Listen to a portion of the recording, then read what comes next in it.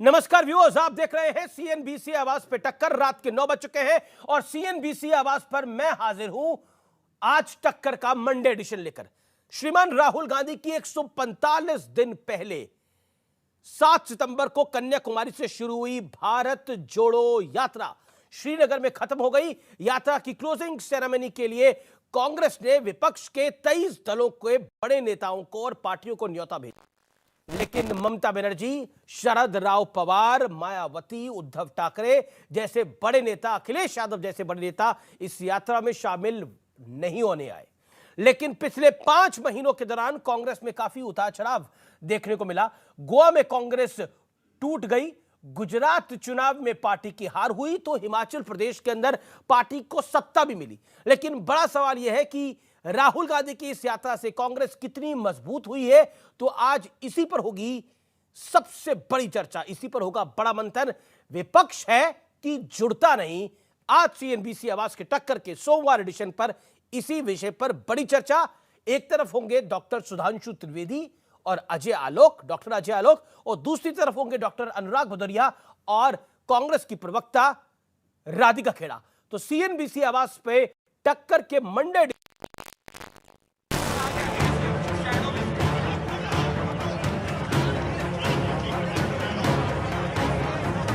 Congress party को श्री नरेंद्र मोदी कश्मीर से धारा 370 हटाने के लिए तहे दिल से धन्यवाद करना चाहिए, जिसकी बदौलत निर्विघ्न वो लाल चौक पर तिरंगा फहरा सके। जम्मू कश्मीर के लोगों ने मुझे हैंड ग्रेनेड नहीं दिया, अपने दिल खोल कर प्यार दिया, गले लगे। आपने राहुल गांधी जी को और प्रियंका गांधी जी को बर्फ के गोलों के साथ तो खेलते देखा, लेकिन शायद वो धन्यवाद करना भूल गए माननीय प्रधानमंत्री नरेंद्र मोदी जी का। 1992 में भारतीय जनता पार्टी के अध्यक्ष डॉक्टर मुरली मनोहर जोशी जी ने और उस समय नरेंद्र मोदी जी ने बम धमाकों के बीच में तिरंगा झंडा लाल चौक पर फहराने का काम किया। तब गोलाबारी का माहौल था, बर्फ के गोले से खेलने का नहीं। तरह तरह के विवादों से गुजरते हुए 145 दिन के बाद राहुल गांधी की भारत जोड़ो यात्रा समाप्त हो गई। लेकिन सवाल है कि जिस मकसद से यात्रा शुरू हुई थी, क्या वो मकसद पूरा हुआ? क्या राहुल गांधी विपक्ष का चेहरा बन पाएंगे? क्या यात्रा से कांग्रेस के वोट की मात्रा बढ़ेगी? क्या 2024 में कांग्रेस सत्ता की दावेदार होगी? आज इन तमाम मुद्दों पर विश्लेषण का दिन है, लेकिन कुछ तस्वीरें भी देख लीजिए। कश्मीर में राहुल गांधी और प्रियंका वाड्रा बर्फबारी में खेलते दिखे। अल्लाह को भी अल्टीमेटली राहुल गांधी और भारत यात्रियों के स्वागत में आना पड़ा। जितना ज्यादा अल्लाह ताला डालेगा, इसका मतलब ज्यादा प्यार दे रहा है। कांग्रेस के दूसरे नेता भी बर्फबारी का आनंद लेते हुए देखे गए। 30 जनवरी है और ये कश्मीर है और सुबह के 6 बज रहे हैं। हालांकि यात्रा में विवाद का सिलसिला अंतिम पड़ाव पर भी जारी रहा। बीजेपी के एक नेता ने आरोप लगाया कि तिरंगे से ऊंचा राहुल गांधी का कटआउट लगाकर कांग्रेस ने राष्ट्रीय ध्वज का अपमान किया है। लेकिन आज बड़ा सवाल है कि क्या इस यात्रा के बाद कांग्रेस को विपक्ष की अगुवाई का मौका मिलेगा? इसी पर होगी देश की सबसे बड़ी बहस। और अब वक्त है सुप्रसिद्ध विश्लेषण का, और अब एकता वाली प्लानिंग के फेल होने का विश्लेषण।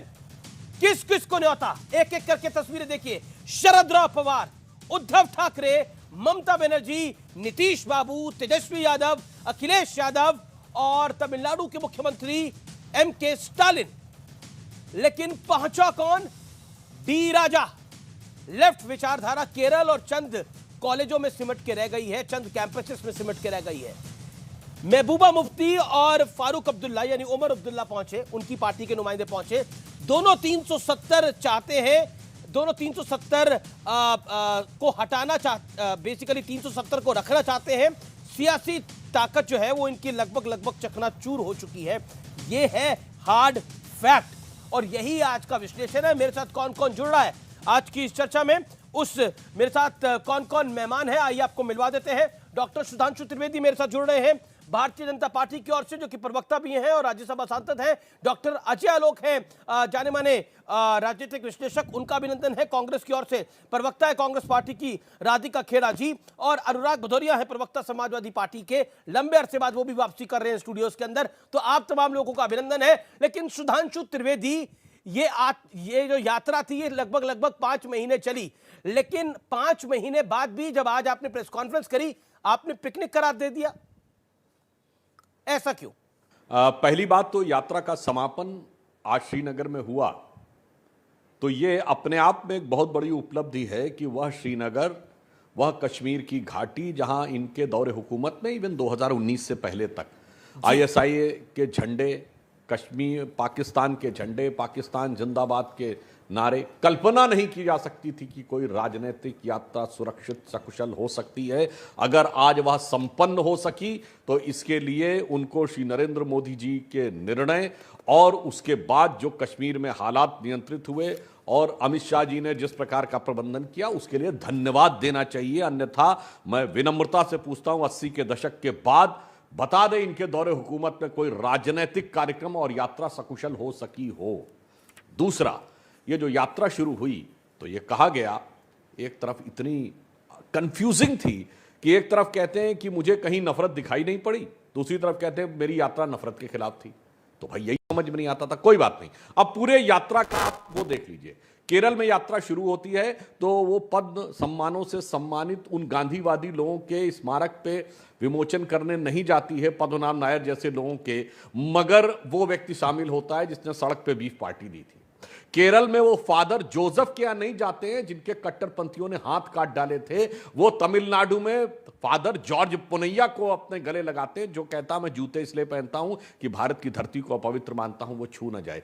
कर्नाटक में पहुंचते तो इनके पूर्व कार्यकारी अध्यक्ष कहते हैं कि हिंदू शब्द गंदा है। महाराष्ट्र में पहुंचते हैं तो सावरकर जी के खिलाफ नफरत। तो और सुनिए, मेधा पाटकर जैसी गांधीयंस विद गन कहने वाली गुजरात के विकास की धुर विरोधी। और देखिए अमीश जी, हर बारात में एक सहवाला होता है, तो सहवाला कौन था? वो एक 35-36 वर्ष का छात्र जिसकी हाथ टुकड़े टुकड़े से जुड़ी हुई है। और इतना ही नहीं, जब यात्रा दिल्ली में पहुंची तो बहुत अनुनय विनय की कि कई विपक्षी दल साथ में आ जाए, कोई नहीं आया। जब यात्रा कश्मीर के मुहाने पर पहुंची तो यात्रा के संयोजक दिग्विजय सिंह के मुंह से अंदर से जो नफरत थी निकली गई कि सर्जिकल स्ट्राइक का सबूत चाहिए। और राहुल गांधी जी ने कहा कि ये उनका निजी मामला, उसके बावजूद उनके गुरु और संयोजक दिग्विजय सिंह जी ने ट्वीट करके कहा कि नहीं, ये तो मैं सवाल पूछना चाहता हूं। और आखिर में यह हिमाकत करनी पड़ी कि जी सुधांशु, सामने से माइक हटाना पड़ा। तो मुझे लगता है यात्रा का पूरा वृत्तांत जनता ने देखा है। ये अपनी नाकाम हसरतों का मजार दिल में लिए हुए अपनी मंजिले मकसूद से पूरी तरह महरूम रही जी। यानी अगर हिंदी में कह दें तो अपने अंदर की कुंठा को मन में समाहित किए हुए अपने लक्ष्य से भ्रमित और पूरी तरीके से भटकी हुई रही जी। राधिका खेड़ा, बीजेपी एक लाइन ले रही है, अनुराग ठाकुर ने बोला कि पिकनिक हो रही थी, और लेकिन एक सवाल मेरा आपसे है, क्योंकि आप पॉलिटिकल पार्टी को रिप्रेजेंट करती हैं अपनी, शरद पवार, उद्धव ठाकरे, ममता बनर्जी, नीतीश कुमार, तेजस्वी यादव, अखिलेश यादव, स्टालिन साहब, सबको बुलाया, कोई भी नहीं आया, ऐसा क्यों? सबसे पहले तो अमीश जी, आज हमारे देश के राष्ट्रपिता महात्मा गांधी जी का की शहादत दिवस है आज, और आज के दिन मैं उन्हें शत नमन करती हूँ आपके चैनल के माध्यम से। और आज का दिन बहुत महत्वपूर्ण है क्योंकि आज के दिन इस देश ने हमारे सबसे महान इंसान को खोया, जिन्होंने आज़ादी के लिए अपने प्राण न्यौछावर कर दिए। और नफरत से लड़ते लड़ते, यही नफरत है जो आज तक वही विचारधारा खींच के लेकर आ रही है जो आज सत्ता में बैठी है, जिसने उनकी हत्या करी। अब आपकी बात पे आते हैं, जो आपने कहा, आपने कहावत सुनी होगी, खिसियाणी बिल्ली खम्बा नोचे, और वही हालत इस समय भारतीय जनता पार्टी की हुई है। आपने जब फोटो दिखाई थी, सबसे नीचे फोटो आपने स्टालिन साहब की लगाई थी। मैं आपको याद दिला दूं, जब यात्रा की शुरुआत हुई थी कन्याकुमारी से, उसके बाद जब तमिलनाडु में स्टालिन साहब ने ही झंडा, बकायदा तिरंगा हमारा राहुल गांधी जी के हाथ में दिया था। उसके बाद यात्रा गई कर्नाटक, जहां पे छोटे छोटे अन्य दलों ने हमारा समर्थन किया। फिर गई महाराष्ट्र में शिवसेना के लोगों ने, शिवसेना के लीडर्स ने पार्टिसिपेट किया, एनसीपी के नेताओं ने पार्टिसिपेट किया। राज्यसभा एमपी हो, चाहे संजय राउत साहब जो खुद जम्मू कश्मीर आए, चाहे प्रियंका चतुर्वेदी जी हो जो राज्यसभा की एमपी है, चाहे सुप्रिया सुले जी हो, सब यात्रा का हिस्सा बने। फिर आते हम मध्य प्रदेश और राजस्थान में भी अन्य छोटी क्षेत्रीय पार्टी ने हिस्सा लिया। फिर सबसे महत्वपूर्ण हरियाणा में तो जी डिप्टी मुख्यमंत्री कौन है? इन्हीं के साथी हैं, इन्हीं की सरकार है। डिप्टी मुख्यमंत्री ने स्वयं इस यात्रा को कहा कि बहुत अच्छी चीज है और उसकी तारीफ करी। इन्हीं के लोग, खुद घर के लोग, जब घर का भेदी तो लंका आप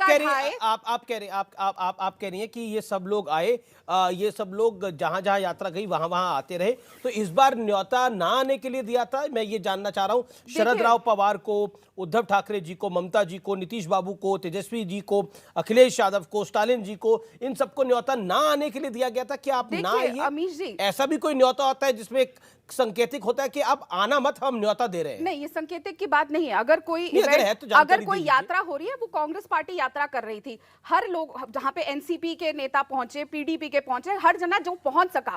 कश्मीर में वैसे सबसे पहली बात, कश्मीर में बर्फबारी है। आज आपने देखा किस तरीके से राहुल जी और सब भाषण वहां दे रहे थे। किसी के अपने मुद्दे कोई नहीं पहुंचा ना, तो उन्होंने क्या शास्त्रा का समर्थन नहीं किया? मैंने आपको गिनवा दिया। कोई नहीं पहुंचा ना। अमीश जी, जिनकी फोटो आपने टीवी पे लगाई, उद्धव ठाकरे नहीं आ सकते। झंडा, अगर उद्धव ठाकरे नहीं आ सकते थे तो आदित्य ठाकरे को भेज सकते थे। अगर तेजस्वी यादव नहीं आ सकते थे तो तेज प्रताप को भेज सकते थे। पॉइंट ये है, शरद राव पवार नहीं आ सकते थे तो सुप्रिया सुले को भेज सकते थे, अजीत दादा पवार के बाद को भेज सकते थे, लेकिन किसी ने नहीं भेजा। यानी पॉलिटिकल हैसियत जिसको ऊपर लेके जाना चाहते थे वो अगर नहीं। अच्छा, यात्रा में अगर पूरे रास्ते शामिल हुए तो पॉलिटिकल हैसियत आपको नहीं दिख रही? सबने समर्थन किया, चाहे लिखित में किया, चाहे पहुंचे, और हर यात्रा में अपना कोई कहीं पे चले, कोई कहीं पे चले। इसमें यूपी में कौन आया था? मैं भूल गया। यूपी में कौन आया था? अखिलेश जी, मायावती जी से कोई जुड़ा था यात्रा में? तो नहीं आए तो उसमें क्या हो गया? नहीं आया ना, मैं जानने की कोशिश कर रहा हूं। ठीक है, क्या हो गया? ठीक है, ओके। सुधांशु त्रिवेदी वो कह रहे हैं यात्रा सक्सेसफुल है, और उन्होंने एक टर्मिनोलॉजी यूज करी जो मैं नहीं यूज कर रहा, राधिका जी ने यूज करी, खिसियानी बिल्ली खम्मा नोचे। ये स्थिति है भारतीय जनता पार्टी की।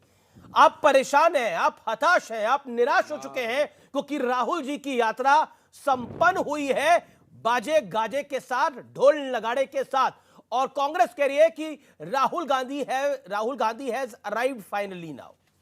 What you have to say doctor Trivedi?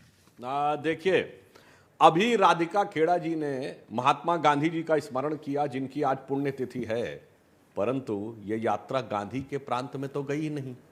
चलो नहीं गई, नेहरू के प्रयागराज को ही टच कर लेती, चलो इंदिरा जी की रायबरेली को ही टच कर लेती, नहीं तो अपने स्वर्गीय पिताजी और स्वयं की कर्मभूमि रही अमेठी को ही टच कर सकती। तो न गांधी के प्रांत में, न नेहरू के प्रांत में, और एकांत में बढ़ते हुए वहां तक पहुंच गए।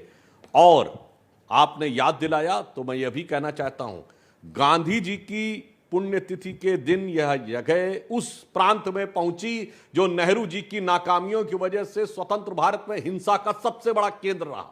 अहिंसा के सबसे बड़े प्रतीक के दिन हिंसा का सबसे बड़ा केंद्र 60-70 साल तक लहूलुहान रही कश्मीर की घाटी। और जो कहा गया था पूरा भारत एक होना चाहिए, वो पूरा भारत एक हो ही नहीं पाया था। भारत जोड़ने की बात करते हैं तो मुझे याद आता है, भारत टूटा जानते हैं कब था?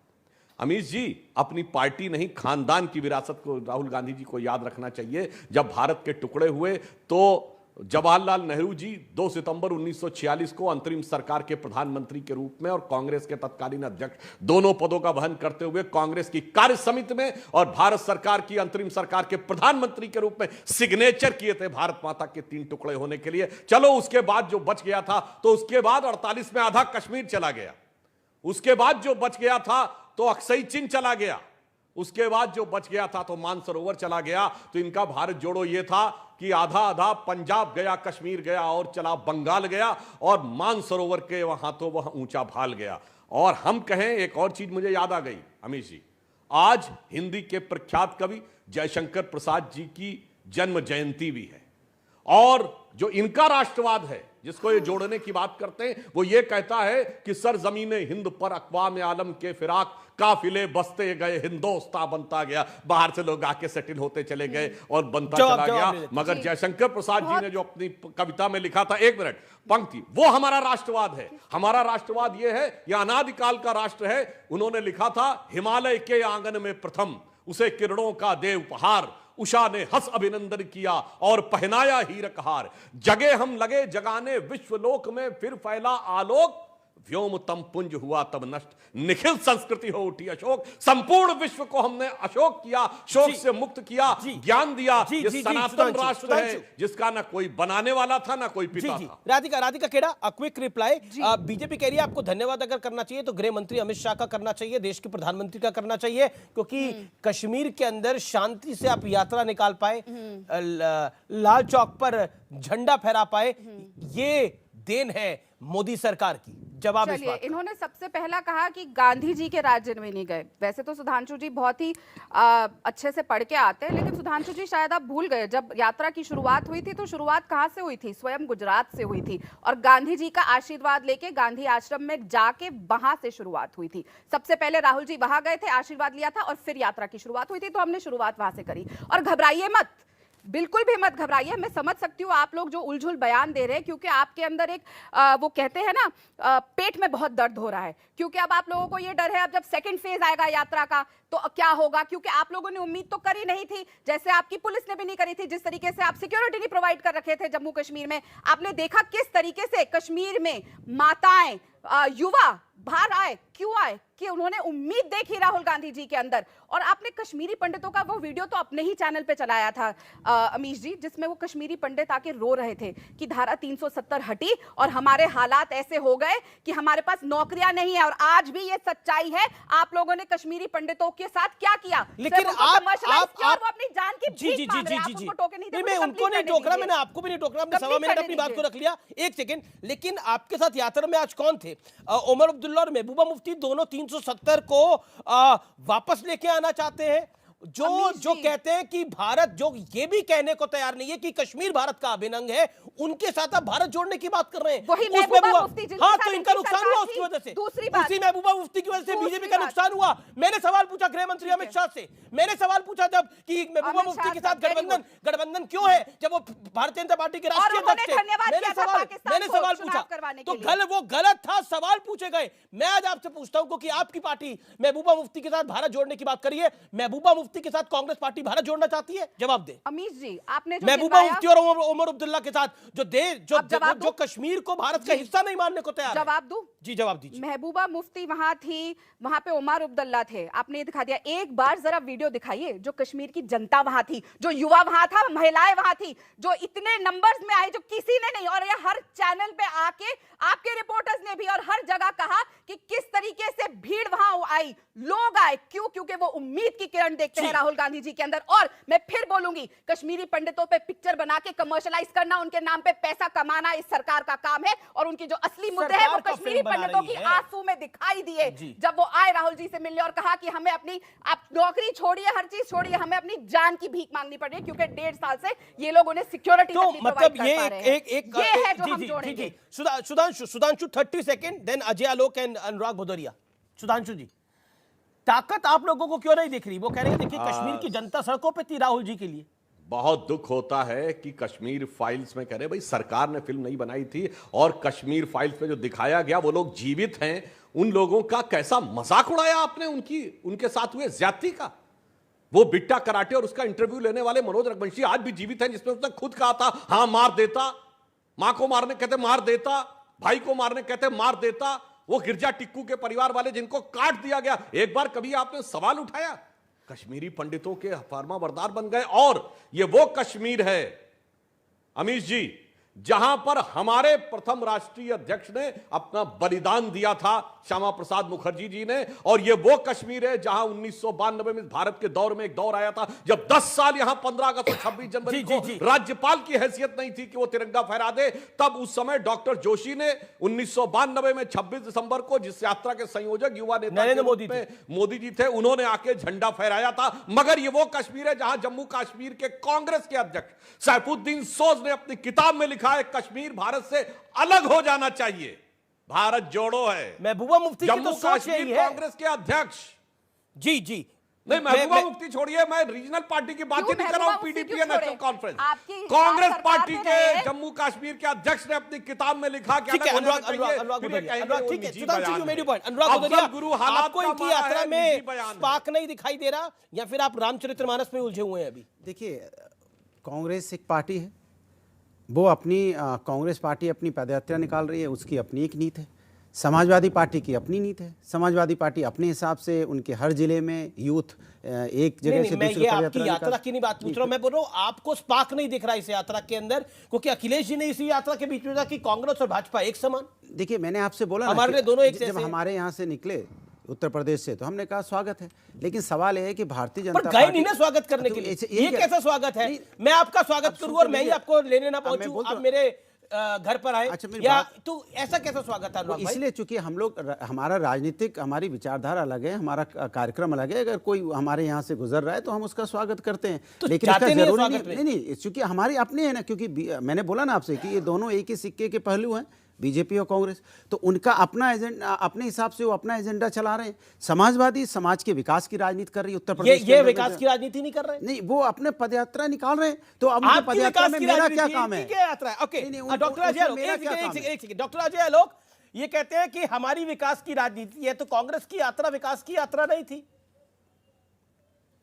आप तो कहते हैं ये मुसलमान जोड़ो यात्रा। भाई दोनों की एक ही यात्रा है अमीर जी कहां, आप वही कह रहा हूं मैं, दोनों की एक ही यात्रा है, दोनों की सिर्फ मुसलमान जोड़ो यात्रा है, इसलिए दोनों आपस में लड़ रहे हैं। कांग्रेस अपने हिसाब से मुसलमान जोड़ रही है, ये रामचरितमानस को गाली देके मुसलमान जोड़ रहे हैं, क्या दिक्कत है? होने दीजिए मुझे। मैं शुरू से कह रहा हूं, मैं आज भी यही कह रहा हूं।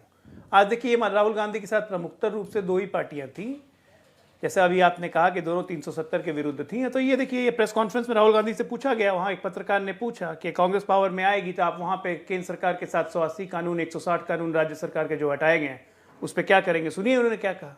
उन्होंने साफ कहा कि लैंड राइट्स जितने हैं सब स्टेट्स को देंगे, जो पहले के राइट्स हैं स्टेट को देंगे। ये आज के प्रेस कॉन्फ्रेंस का हिस्सा है, लोग गूगल करके देख सकते हैं, मैं आपका टाइम बर्बाद नहीं करूँगा सुना के। वैसे ये रहा प्रेस कॉन्फ्रेंस, ये गूगल करके सुन लीजिए। तो साफ बात है, कांग्रेस भी 370 हटाने के पक्ष में। बड़ी ब्रेकिंग स्टोरी है, बीजेपी के IT cell head Amit Malviya का बड़ा ट्वीट है। अमित मालविया ने कहा है कि कांग्रेस पे उन्होंने तंज कसा है कि यात्रा में इतने लोगों को बुलाया क्लोजिंग सेरेमनी के अंदर, लेकिन कोई नहीं आया, इसलिए भारत जोड़ो यात्रा फेल है, विपक्ष ने तवज्जो तक नहीं दी है। ये कहा है अमित मालविया ने। ये समय की ब्रेकिंग स्टोरी है, यात्रा भीगा पटाखा साबित हुई है, ये कहा है अमित मालविया ने। यानी कुल मिलाकर एक बड़ा तंज कसा है अमित मालविया ने। बीजेपी के नेता हैं, वो कह रहे हैं कि भारत जोड़ो यात्रा में जिन जिन को न्योता दिया सेरेमनी में जुड़ने का आखिरी दौर के अंदर, उसमें किसी ने तवज्जो तक नहीं दी। यानी अगर शरद राव पवार को बताया तो ना सुप्रिया सुले आई, ना अजीत दादा पवार आए, ना प्रफुल्ल पटेल आए, ना कोई और नेता आया। अगर उद्धव ठाकरे को न्योता दिया तो ना आदित्य ठाकरे पहुंचे, ना कोई और पहुंचा। इसीलिए ये महत्वपूर्ण है कि क्या भारत जोड़ो यात्रा को फेल बता रही है भारतीय जनता पार्टी। लेकिन अब मैं आपको कुछ तथ्य दिखाना चाहता हूं, एक बड़ा विश्लेषण दिखाना चाहता हूं, क्योंकि बार बार इसको ऐतिहासिक कहा जा रहा है। ऐतिहासिक दावे का विश्लेषण क्या है? लाल चौक पर तिरंगा 1992, याद करिए, डॉक्टर मुरली मनोहर जोशी, दिल्ली के पूर्व मुख्यमंत्री मदन लाल खुराना और साथ में नरेंद्र मोदी जो यात्रा के संयोजक थे वो, और इस यात्रा को रोका गया था। यानी तिरंगा फहराने के लिए एक बड़ी जद्दोजहद हुई थी। ये 1992 की यात्रा थी, याद करिए, बाबरी डिमोलिशन के बाद ये यात्रा निकली थी, जिसके संयोजक नरेंद्र मोदी थे, डॉक्टर मुरली मनोहर जोशी बीजेपी के बड़े नेता थे, मदन लाल खुराना तस्वीर में दिख रहे हैं आपको पीछे।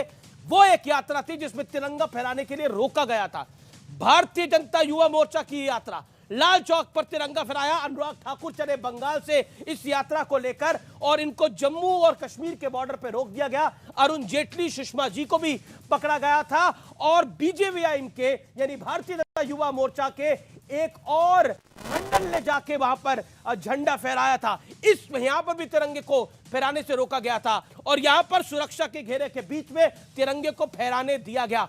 तो बड़ा सवाल यह होता है, आज जो बड़ा सवाल राधिका जी आपसे बनता है वो ये बनता है कि पहले की यात्राओं में जो आपके शासन में निकली वहां पर तो तिरंगा फहराने की अनुमति नहीं होती थी। 370 के बाद तिरंगा फहराइए, यात्रा करिए और श्रीनगर की बर्फबारी का मजा भी लीजिए। आप एक बयान भी दिखा रहे थे, जैसा मैंने कहा भारतीय जनता पार्टी के नेताओं के अंदर, उनके 2 रुपीज व्हाट्सएप फैक्ट्री के अंदर बहुत पेट में दर्द है। क्या बोला आपने? 2 रुपए? 2 रुपीज व्हाट्सएप फैक्ट्री है, क्योंकि यही वो रेट देते हैं लोगों को, ट्रोल आर्मी को अपनी।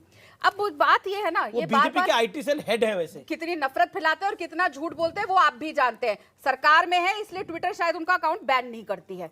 अब मुद्दा ये है कि ये बार बार कभी टी शर्ट पे आ जाते हैं, कभी दाढ़ी पे आ जाते हैं, कभी किसी चीज पे आ जाते हैं। अरे क्या परेशानी है? परेशानी ये है कि जनता की भीड़ क्यों मर रही है, क्यों लोग वहां पे आ रहे हैं। मैं फिर बोलूंगी, आपने बोला क्या मकसद तिरंगा फहराना है कि मकसद ये है कि जम्मू कश्मीर की जनता, कश्मीर की जनता को नौकरी मिले? क्या मकसद ये नहीं होना चाहिए सरकार का कि क्या मकसद तिरंगा तब असलियत में लहराएगा अमीश जी, जब वहां का कश्मीरी पंडित अपनी जान की भीख नहीं मांगेगा? तो ये शासन आपका था जिसमें तिरंगा फहराने के लिए रोका गया था। 3 ये साल से शासन क्या आपका हो रहा है? मैडम 3 साल में आपने शासन आपका था, ये शासन आपका था। जब नरेंद्र मोदी और डॉक्टर मुरली मनोहर जोशी की तस्वीर आपको दिख रही है, जिसमें मदन लाल खुराना भी दिख रहे हैं, दिल्ली के पूर्व मुख्यमंत्री, तिरंगा फहराने के लिए रोका गया था और इन्होंने तब भी तिरंगा जाके फहराया था।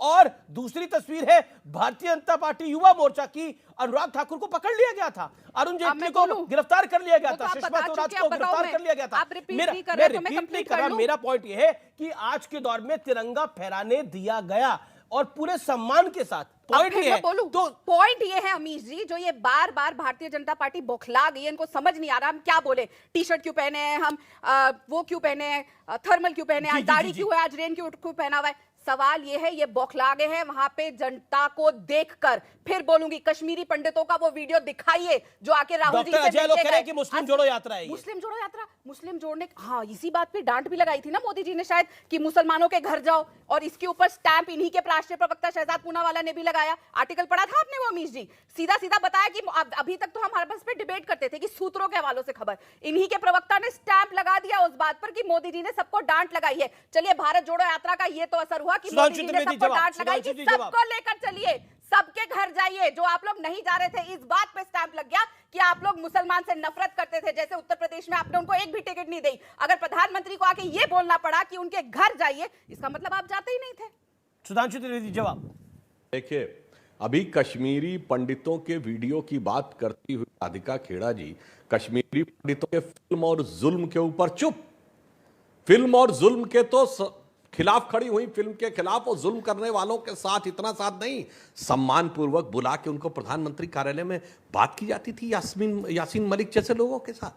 आपके जमाने में कश्मीर में कश्मीरी पंडितों पर जुल्म करने वाले वो लोग जिनकी सियासी सरपरस्ती करने वाले हुर्रियत के नेता जलवाए जलाल से दिल्ली आते थे, रेड कार्पेट वेलकम के साथ आते थे, दामाद की तरह आते थे। आज दिल्ली आते हैं एनआईए की पेशी में, आज आते हैं ईडी के मुकदमे में, और अब आज उनका श्रीनगर का ऑफिस की भी कुर्की हो गई। इतना भारी अंतर है हमारे और आप में। और हम यह भी कहना चाहते हैं कि जो इन्होंने बात कही, उस राष्ट्रीय कार्य समिति में मैं था। जानते क्या जमीन आसमान का अंतर है जो मोदी जी ने कहा?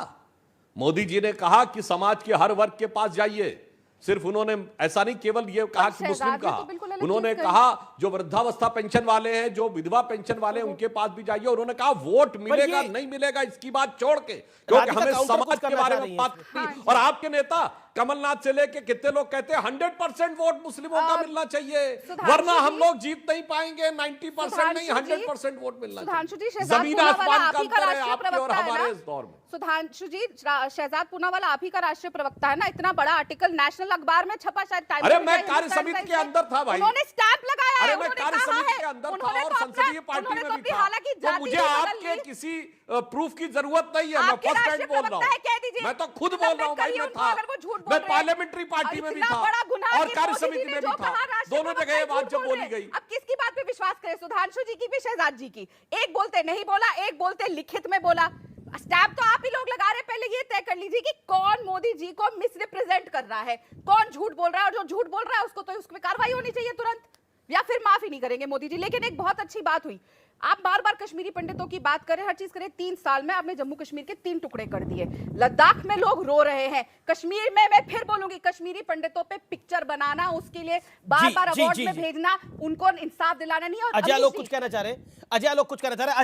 अजय आलोक, ये यात्रा ऐतिहासिक है, कांग्रेस पार्टी कह रही है, लेकिन इतिहास के पन्नों में 2 और यात्राएं हैं जब तिरंगा फहराने से रोका गया था। इस बार तिरंगा सुरक्षा के कवच में पूरे जलवे जलाल के साथ फहराने दिया गया है।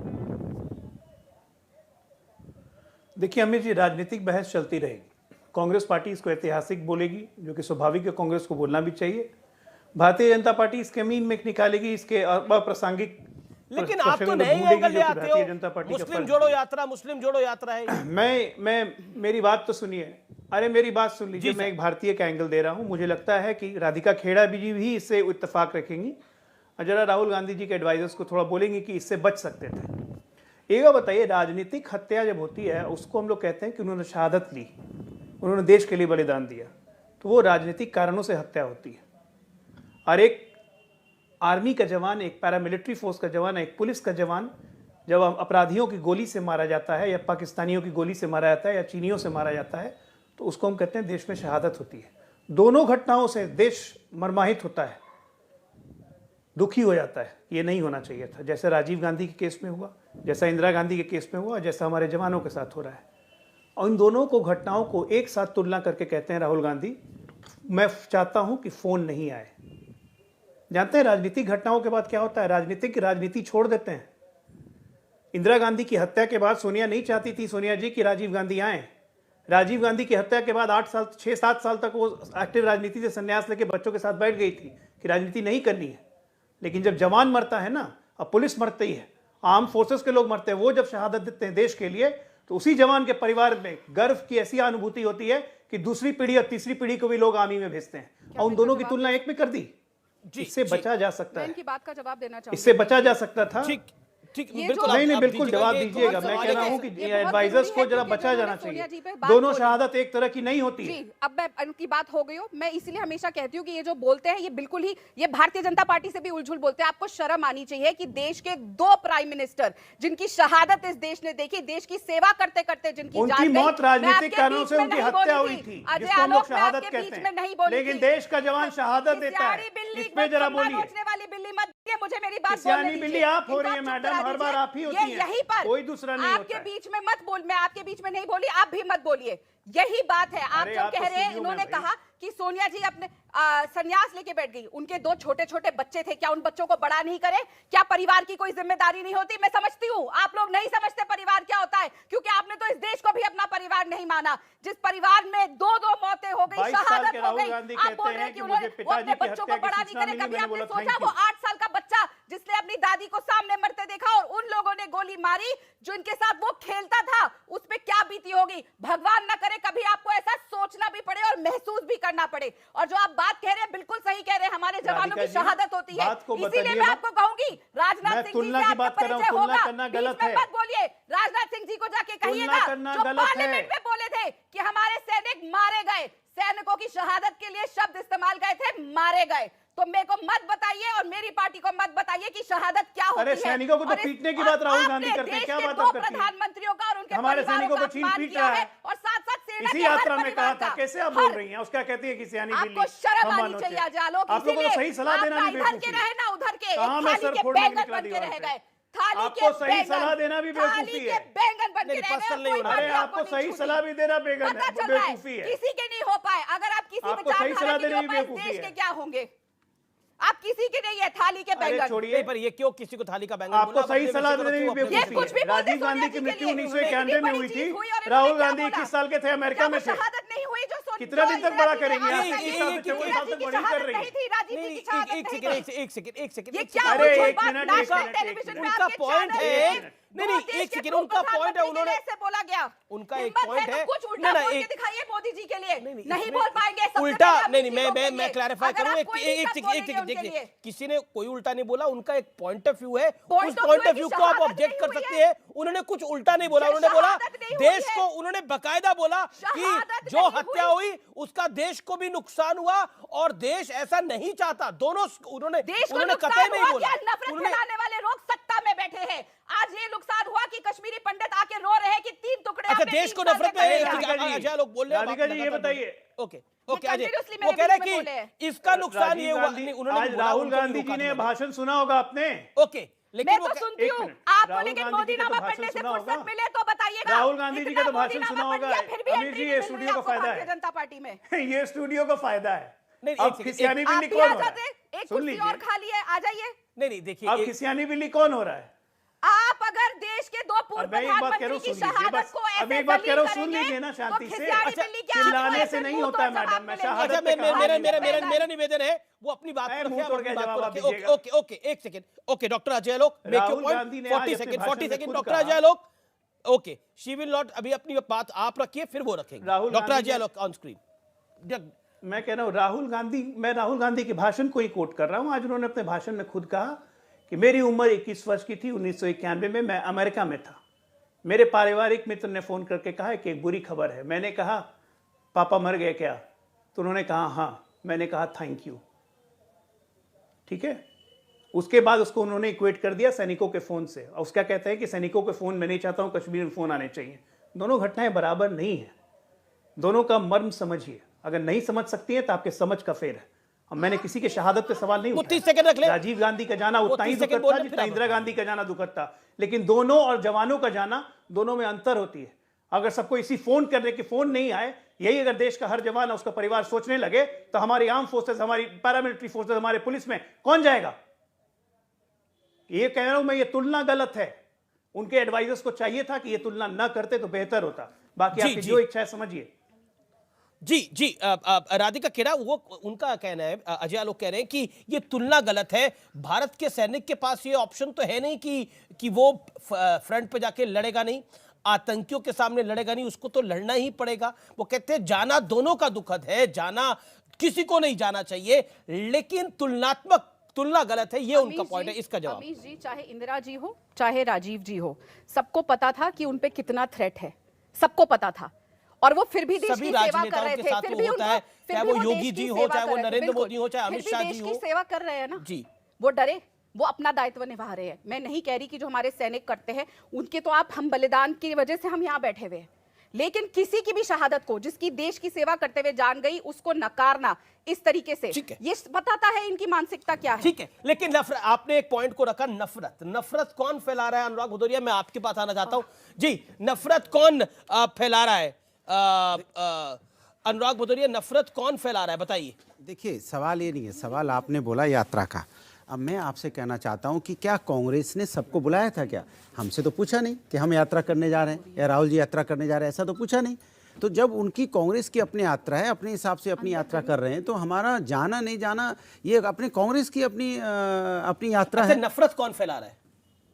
अब नफरत की राजनीति हिंदुस्तान में बंद हो जानी चाहिए। कौन फैला कौन रहा है? भाई, नफरत की राजनीति कौन करता है यहाँ? ये रामचरितमानस को जो नफरत रामचरितमानस पे जो दोषारोपण कर रहा है, वो नफरत फैला रहे हैं, प्यार फैला रहे हैं? आपकी राय में? देखिए, मैं एक चीज़ बता दूं, हिंदुस्तान में जब ये बात आई, उसके बाद पहले ही बोल दिया गया कि हम समाजवादी लोग सभी धर्म ग्रंथों का सम्मान करने वाले लोग हैं। अगर किसी ने कहा तो उन्होंने बोल दिया गया कि उन्होंने खुद ही बोला कि मेरा व्यक्तिगत बयान है, पार्टी से कोई लेना तो देना पार्टी नहीं। ने प्रमोशन क्यों दिया उनको भी? मेरी बात तो सुन नहीं, लीजिए। सवाल अरे का जवाब तो देना ऐसे पड़ेगा तो ना। बहुत सारे सवाल हैं, बहुत सारे क्यों? जवाब हैं। बीजेपी से पूछा जाएगा। रामचरितमानस के लिए जो शब्द बोले जा रहे हैं, बोलूं? जिस तरह से उसके पन्नों को फाड़ के मैं बोलूं? जलाया जा रहा है और उस बोलूं? व्यक्ति को प्रमोशन मिल रहा है, समाजवादी पार्टी उसको ताज बोलूं? पहना रही है, तो मैं सवाल बोलूं? नहीं पूछे जाएंगे। मैं और आप बोलूं? कह रहे हैं हम नफरत के खिलाफ है, मैं- तो बोलिए, स्वामी प्रसाद मौर्य मैंने नफरत बोल- फैला रहे हैं, मैं पार्टी उन बोलूं? पे कार्रवाई करेगी। मैं बोल लूं? अखिलेश जी उन पे कार्रवाई करेगी। अच्छा, आपने बोल लिया? जी, बोलिए। तो अब मैं बोल सकता हूँ? बोलो। तो देखिए, जब जहाँ तक की बात है, हमने कई बार ये बात बोली है कि कोई व्यक्ति की अपनी, जैसे एक होता है युग धर्म, हर एक युग धर्म होता है। आप रामायण में भी युग धर्म आपको पढ़ने को मिलेगा, जो सनातन धर्म में सबसे बड़ा धर्म माना जाता है, उसकी बहुत महत्वता है। उसी रामचरितमानस को गाली दिलवा रहे हैं आप सुन नहीं उसी रहे। रामचरितमानस को गाली दिलवा रहे हैं अच्छा, मैं बोल उसी लूं। रामचरितमानस को समाजवादी पार्टी के वरिष्ठ नेता फाड़ अच्छा, रहे हैं, चला रहे हैं। मैं बोल लूं ना। अरे बोलने तो दो, अभी तो आगे बीजेपी के भी कुछ नेताओं का बोल रहा हूँ ना। बोलिए। तो हमने कहा कि समय पे, जैसे आप गीता में भी देखेंगे तो युग धर्म का आपको मिलेगा। और इस तरह के हम तो कहते हैं कि जिस तरह की अगर हम ग्रंथों का सम्मान करते हैं, और जब वो कह रहे हैं उनका व्यक्तिगत बयान है, वो किसने जलाया है, वो भी अच्छा, ये बयान के बाद प्रमोशन क्यों उनका? अच्छा, ये बताइए, मैं आपसे अगर आप सहमत नहीं थे तो अब मैं प्रमोशन पूछता हूँ आप बताइए। दशरथ राम के बेटे नहीं थे, किसने बोला? तो क्या उनको हटा दिया गया? मैं सवाल पूछ रहा हूँ। ये पूछा गया कि सीता माँ टेस्ट ट्यूब बेबी थी, तो क्या हटा दिया गया? देखिए, सवाल ये नहीं है, सवाल ये है कि मुद्दों को कैसे डाइवर्ट किया जाए। रामचरितमानस जैसे पवित्र ग्रंथ को मैं तो इतना कोई गाली दे रहा है, आप सब जग जानी। हाँ, तो फिर सिया राम में सब जग जानी, तो घर घर में आप ही की पार्टी के नेता क्यों नहीं जान रहे? ओके, सुधांशु त्रिवेदी, आज क्योंकि बार बार बोला जाता है बीजेपी नफरत फैला रही है, भारतीय जनता पार्टी नफरत फैला रही है, लेकिन रामचरितमानस जैसे पवित्र ग्रंथ को नफरती एजेंडे के साथ उसको धूमिल करने का प्रयास हो रहा है, उसको फाड़ा जा रहा है, जलाया जा रहा है। देखिए, अनुराग जी ने कहा कि स्वामी प्रसाद मौर्य का बयान व्यक्तिगत था, मगर उसके बाद समाजवादी पार्टी का निर्णय नीतिगत था कि उनको महासचिव बना देना है। इससे आपके अंदर की जो नीयत थी वो पूरी तरह जनता के सामने दृष्टिगत हो गई कि दिल में क्या था और क्या हो गया। दूसरा, मैं यह भी कहना चाहता हूं कि ये वही अखिलेश यादव जी हैं ना, जो भगवान परशुराम की मूर्ति का अनावरण कर रहे थे चुनाव से पहले, जिन्हें सपने में भगवान दिख रहे थे चुनाव से पहले, अब असली ईमान दिख गया चुनाव के बाद। दूध का दूध, पानी का पानी हो गया, और अब जातिगत वैमनस्य के आधार के ऊपर हिंदू समाज को तोड़कर, बांटकर, बिखराकर, उसमें से छोटा सा हिस्सा लेकर एक दो जातियों के साथ कट्टरपंथी मुस्लिमों का सामंजस्य बनाकर सत्ता की प्यास मिटाने की चाह रखने वालों के का असली चेहरा उजागर हो गया। मगर मैं एक बात और कहना चाहता हूं, अभी अजय आलोक जी ने एक बात कही और उस पे नहीं, एक मिनट, राधिका जी की बात का भी जवाब दे दूं। देखिए, ये बात सही है कि इंदिरा जी के साथ जो हुआ और राजीव जी के साथ जो हुआ, उसका इस प्रकार से उपयोग भी नहीं करना चाहिए था राहुल गांधी जी को। मगर अगर वो कहना चाहते तो मैं एक और बात बताना चाहता हूं, मैं भी स्कूल में था उस समय, और मैं राहुल गांधी जी से ज्यादा उसको स्पेसिफिक याद करके बता रहा हूं। जाके चेक कर लीजिएगा, 31 अक्टूबर 1984 को भारत पाकिस्तान के बीच में मैच चल रहा था, और उस समय वेंगसरकर बैटिंग कर रहे थे 11:30-12 बजे के आसपास। हम लोगों को स्कूल में इजाजत नहीं थी रेडियो ले जाने की, तो हम लोग क्या करते थे कि बाथरूम के बहाने जाकर गेट के पास प्यून से बात करते थे कि भाई स्कोर क्या है, लेटेस्ट पता करो। तो फिजिक्स लैब में से एक ने जाके बताया कि इंदिरा गांधी को गोली लग गई। मान्यवर, इंदिरा जी को गोली लगने खबर आई थी, मृत्यु की खबर नहीं आई थी।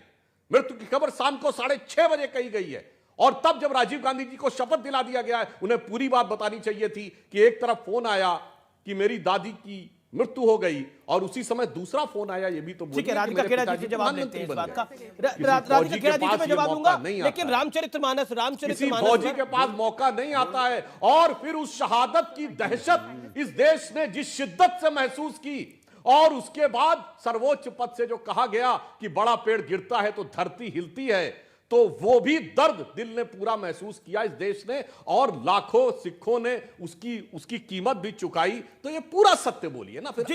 व्यूअर्स, रुकेंगे एक थोड़े से अंतराल के लिए, लेकिन ब्रेक के उस पार टक्कर में होगी लखनऊ की बात, यानी उत्तर प्रदेश की बात।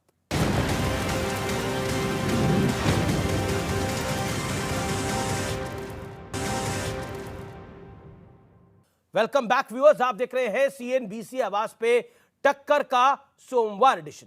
व्यूअर्स, मैं आपको बताना चाहता हूं, आप नए युग के होंगे, नई पीढ़ी के होंगे, जिसकी जितनी संख्या भारी उसकी उतनी हिस्सेदारी, ये बात कौन कहता था, ये क्विज पूछता हूं मैं आज आपसे। सुधांशु जी को शायद इसका जवाब पता हो, डॉक्टर अजय लोग को इसका जवाब पता हो, आपको पता है, आपको भी बता दूंगा मैं, लेकिन हो सकता है आपको पता हो सकता है आपको ना पता हो, लेकिन पता इनको है अच्छे से। लेकिन नाम नहीं बोलेंगे, जिसकी जितनी संख्या भारी उसकी उतनी हिस्सेदारी। ये तो जाति प्रमाण पत्र मांगे जा रहे हैं रामचरितमानस के भी, समाजवादी पार्टी के नेता द्वारा उसको फिर प्रमोट किया जा रहा है। ये एक बड़ी प्लानिंग का हिस्सा है, ये एक बड़ी प्लानिंग का हिस्सा है, लेकिन आज का ये विषय नहीं है। Doctor Ajay Alok, 30 seconds. देखिए अमिश, ये तो बहुत क्लियर है कि इस देश में आइडेंटिटी पॉलिटिक्स को लेके ये लोग जिंदा है। आप पहले किसी भी राजनीतिक दल में जाते थे तो आपसे पूछा जाता था, हाँ भाई क्या हो, राजपूत हो, भूमियार हो, वैश्य हो, दलित हो, यादव हो, कुर्मी हो, कोयरी हो, और दूसरे तरफ से आता था क्या हो, मुसलमान हो। बस कोई ये नहीं कहता था कि मैं हिंदू हूं। ये परिपाटी जब से बदलनी शुरू हुई है ना पिछले 10-15 साल में, तब से इन लोगों को परेशानी होनी शुरू हुई है कि हिंदू कैसे बोल रहा है, जाति का नाम क्यों नहीं ले रहा है। मुस्लिम आके बोले तो ठीक है, मुस्लिम है, अब मुस्लिम में पसमानदा मुस्लिम है कि अगड़ा है, शेख है, पठान है, नहीं, लेकिन हिंदू कैसे बोल रहा है। अरे हिंदू में क्या हो, राजपूत हो, भूमियार हो, वैश्य हो, कुर्मी हो, कोयरी हो, कहार हो, अनुराग इस बात का जवाब राजनीति चल रही है। राधिका यही जी देश बदल रहा है जो बड़ा ये पॉइंट समझ रखा नहीं कांग्रेस के लिए। मुझे आज जी तक समझ में नहीं आई कि आलोक जी पता नहीं क्या बोल रहे हैं, वो कंफ्यूज। अरे कब कहता, मैंने कहा कि मैं हिंदू नहीं हूँ, ऐसा बोला कोई कि हिंदू तो कभी नहीं कहता कि मैं हिंदू क्या नहीं हूं, बोला अपने आपने? फॉर्म में मैं लिखता है यादव हिंदू। हूं। आपने नहीं, बोला नहीं, मैं आपने यादव बोला हूं। यादव, एमवाई इन्होंने समीकरण बोला की मैं बात यादव की है, हूं। एमवाई आपने समीकरण की बोला बात मैं की, यादव मैंने कहा कि हूं। आपने कास्ट मैं की बात यादव की, हूं। आपने कहा पहचान कास्ट की यही बात से की, तो है। मैंने आपने कहा दो ही कास्ट की राजनीति होती है समाजवादी पार्टी में, तो पहचान मैंने है कहा आप ऐसा लोग नहीं किसी है। से। समाजवादी पार्टी ये सभी बदल जाति रहा धर्म है। की राजनीति करती है, और वही तो मैं कह रहा हूँ, सभी ये जाति बदल धर्म को रहा है। एक साथ लेके चलती है, यही समाजवादी का सिद्धांत है। पढ़िए लोहिया जी को, ओके तो ओके आपको ओके, पता चलेगा। सुधांशु कुछ ऐड करना चाहते इसलिए हैं? रामचरितमानस को गाली दे दो। जी, लेकिन रामचरितमानस को बुरा भला बोलकर भी यहां पर लोग बच जाते हैं। ये है हिंदुस्तान, और फिर हमसे कोई पूछता है कि पलट के बताओ कि यहां पर टॉलरेंस बहुत कम है हिंदुस्तान के अंदर। बॉलीवुड का कोई एक्टर खड़ा हो जाता है, कहता है मेरे परिवार को अब असुरक्षित महसूस होता है क्योंकि हिंदुस्तान में टॉलरेंस कम है। लेकिन सोचिए, रामचरितमानस जैसे पवित्र ग्रंथ की प्रतिलिपियां फाड़ी जा रही हैं, जलाई जा रही हैं, उस पर सवाल खड़े हो रहे हैं, और जो व्यक्ति ये कह रहा है उसको वो पॉलिटिकल पार्टी प्रमोट कर रही है। ये महत्वपूर्ण है। सुधांशु, मैं आपको बताऊंगा, लेकिन राधिका खेड़ा, फाइनल वर्ड क्या है ना, मैं फिर बोलूंगी, इनको हर बात पे भारत जोड़ो यात्रा को असफल प्रूव करना है। और यही तो हम कह रहे हैं कि भारत में किसी भी धर्म के साथ किसी भी धर्म का अपमान नहीं होना चाहिए, किसी भी धर्म ग्रंथ को नहीं फाड़ा जाना चाहिए, किसी भी धर्म ग्रंथ। और राम जी तो मेरे आराध्य है, हमारी स्वयं राहुल जी तो किसकी पूजा करते हैं? शिव जी की। और शिव जी खुद किसकी पूजा करते थे? राम जी की। कितना मानते थे? तो आप, मैं ये बोल रही हूँ कि यही ये भारत जोड़ो यात्रा इसीलिए तो है, ये नफरत को खत्म करना है। ये नया हिंदुत्व आ गया भाई। और आपको शिव जी राम जी की पूजा करते थे। अगर आपने रामायण नहीं पढ़ी है तो अब आपकी, मैं यही बोलती हूँ, यही है आपकी हिंदू धर्म और सनातन धर्म शून्य में थे, अभी सुना राहुल अज्ञानता, गांधी आप से एक हर नहीं बार है साबित पहुंचे करते थे। हैं। Last out at 5 second, Sudhanshu Trivedi 5 second. जो राधिका जी ने कहा कि ये सही है, शिव जी ने भी एक जगह पर राम की स्तुति की, जो रामचरितमानस में लिखा, जय राम रमा रमनम शमनम तब पाप भयाकुलता ही हरण। मगर अफसोस ये है कि आप तो राम मंदिर के भी खिलाफ, काशी विश्वनाथ के भी खिलाफ। शुक्रिया। फिलहाल सीएनबीसी आवाज की टक्कर को यही समाप्त करते हैं। उम्मीद है आज का कार्यक्रम आपको पसंद आया होगा, लेकिन आज का कंक्लूजन भी यही है कि विपक्ष है कि जुड़ता नहीं। नमस्कार, गुड नाइट, शुभ रात्रि।